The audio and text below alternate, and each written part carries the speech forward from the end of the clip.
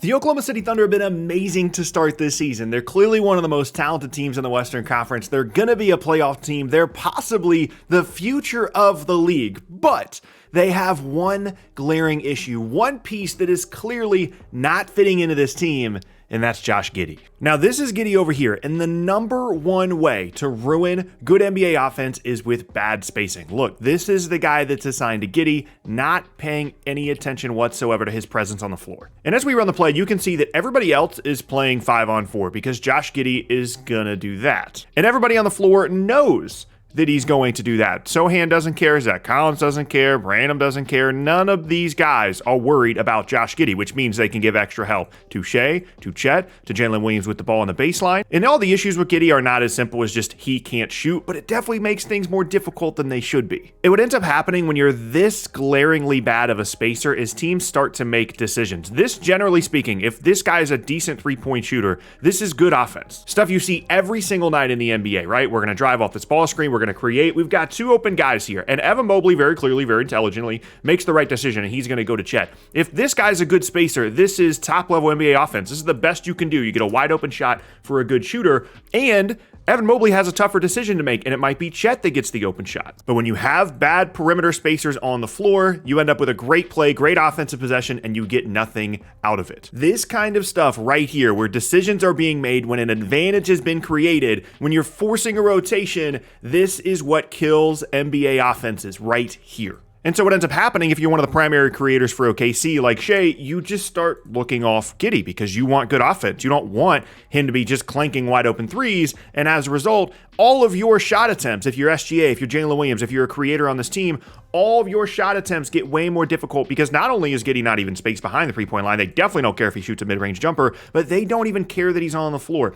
Cade can help down here rather than giving up an open layup. Shea has to deal with this guy here because nobody is worried about this kick out. And at some point, Shea has to decide that this is a better shot than a wide-open Josh Giddey three. And not only does it lead to more difficult shots, but it takes away shots from the offense. This is SGA driving off the ball screen. We've got Chet in the lane. We've got two guys on this side for 1, 2, 3 players right here, but Shea can't create any more of an advantage because Steph is right here. Steph is all over this. He's not going to let him get to his left hand in this drive. Shea has to pass this basketball. He could maybe drop this off to Chet, but realistically, he has to go here or he has to pull up. There's no other place to go. We've got two guys for 1, 2. We've got two guys right here to make this pass difficult, and they're playing 4-on-5 basketball because this guy can't shoot. And as we run the play, just like before, Shea is going to make the choice that this shot attempt, which is, I mean, for Shea, it's a decent look in the mid-range, but this shot attempt with two guys on him is a better attempt than the Josh Giddey wide open three. And when this happens, everything just gets more condensed. Here's Giddey, here's Dort. They've got two guys on the weak side here,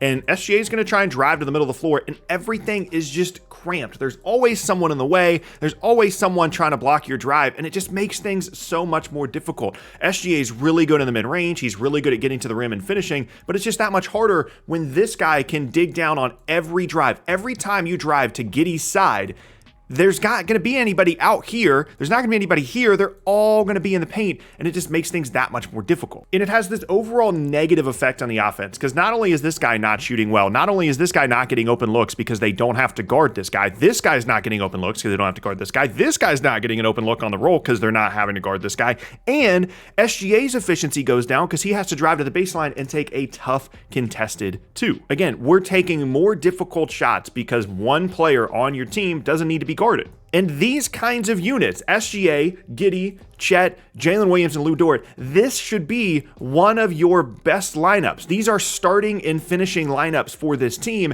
and you're not getting as efficient offense because this guy can't space. Now, the nice thing about Giddey is not only is he good, which we're going to talk about later, but he knows that this is an issue. It's something I'm sure he's working on in the offseason, but he also does other stuff to try and at least be some kind of a threat because, again, spacer, driver, spacer, non-spacer. And so he starts to do a lot of this kind of stuff. Oh, you're going to not pay attention to me? I'm going to cut behind you. He spends a lot of time on the baseline down here as well. And sometimes it works. We're going to show some clips of that later, but a lot of times it just leads to more and more congestion in the lane. As we run the clip here, like Giddey knows, hey, I don't want to just be nobody on the perimeter. I don't want to be on someone that you don't even have to bother guarding. So I'm going to cut right in front of CJ McCollum. And yeah, technically SGA could see him, and Giddey's got a nice little floater game in the lane. But once you start to see this kind of stuff, one, it's a good thing because he's not just standing out here and clanking threes. He is trying to do other stuff, but it's clear that the coaching staff over here has decided that this guy is a problem and he's got to do other stuff. And something we're going to talk about later, as I mentioned earlier, these are supposed to be some of your best lineups. These are supposed to be end game and opening game lineups. Dort, SGA, Williams, Giddey, and Chet. This is supposed to be where you're getting your best offense, where SGA has a ton of space to get to the rim, where he can kick it out to open three-point shooters like these three guys. And if these 5 players don't work well together to start and end games, it's not going to work when you get to the highest levels in the playoffs. And that's where OKC is, by the way. They're in a great place. They're a really good team, and they have to start thinking about how they want to construct their team to try and win playoff series. That's where they are. And again, we've got our spacing lineup. We've got Chet, Dort, Isaiah Joe, SGA, and then we're going to see Giddey recognize, hey, I'm not the spacer. I'm basically the 5-man out in this lineup, so we're going to start cutting based on. Like I said, he spends a lot of time down here. He spends a lot of time cutting from the corners, spends a lot of time like hiding out of bounds, almost in like the dunker spot, despite the fact that he's a perimeter player. And unfortunately, he's not going to get the ball here, but this is what you see from guys that are trying to impact the game even when they know they aren't good spacers. I mean, just look at this one. Does this look like a guy that is, former top 10 pick, someone that's one of the futures of your franchise, a great backcourt combination with this guy? No, this looks like some guy you picked in the 20s in the first round as a big that's just trying to hide and get garbage buckets on the baseline. Like I said, it's a good idea. It's a good thing that he's trying to be involved and trying to add other pieces to his game because he can't space the floor. But like, that's not really, this right here, this freeze frame is not really what you want out of a guy that you hope is the long-term backcourt partner alongside one of the best guards in the conference in SGA. And here's the craziest part about all this with Josh Giddey and OKC. He's good. He's a good basketball player. He's just 21 years old. He's got a lot of good things to his game. He just doesn't fit with this group. You know who does fit?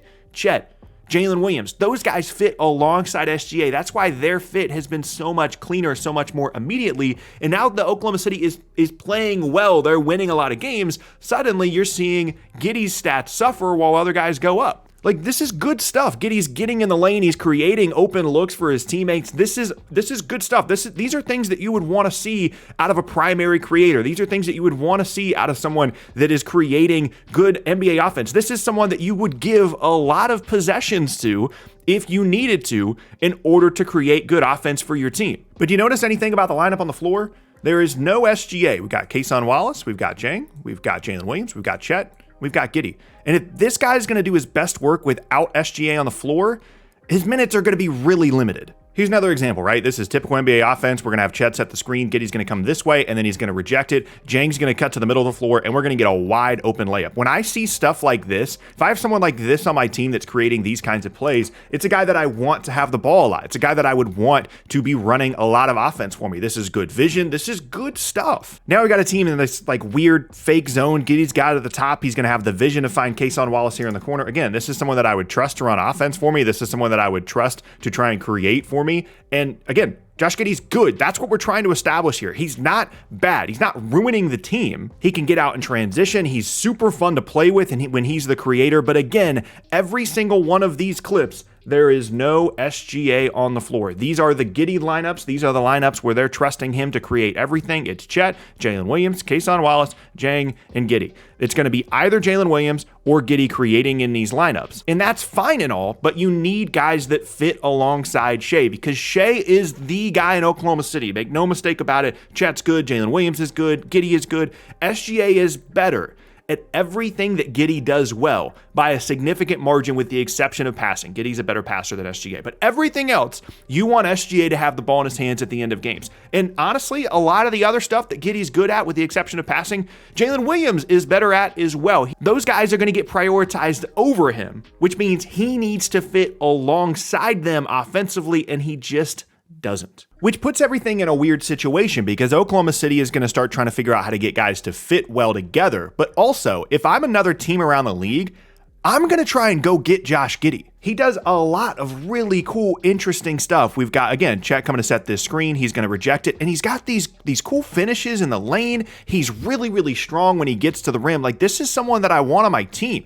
This is someone that I want to have if I'm another team, even if he doesn't fit super well in OKC. Like, this is just such a unique player with his size. He's got good footwork. He's obviously not very quick, but he's got these interesting finishes. He's a good passer. This is not someone that I would be afraid to have on my team at all. It's just the difference is, like we talked about in the beginning, he has to be the creator. He has to be the guy with the ball in his hands. He has to be the guy that has spacing around him. He can't be the spacer at this point in his career. But he's still so young that Oklahoma City's probably just going to wait this out. They're probably going to just see if they can figure this out, see if he can improve as a shooter, see if SGA or the other 4 guys on the floor can all be the spacers and they prioritize Giddey more as a creator. But eventually, they're going to have to come up with a solution to this problem, because if they're going to be playing high-level playoff basketball and Josh Giddey's not going to be able to space the floor, he's going to be playing like 20 minutes a game. He's going to be playing all the non-SGA minutes as the creator for the team, and then they're going to try and finesse a couple of minutes a game with him and SGA on the floor at the same time, because otherwise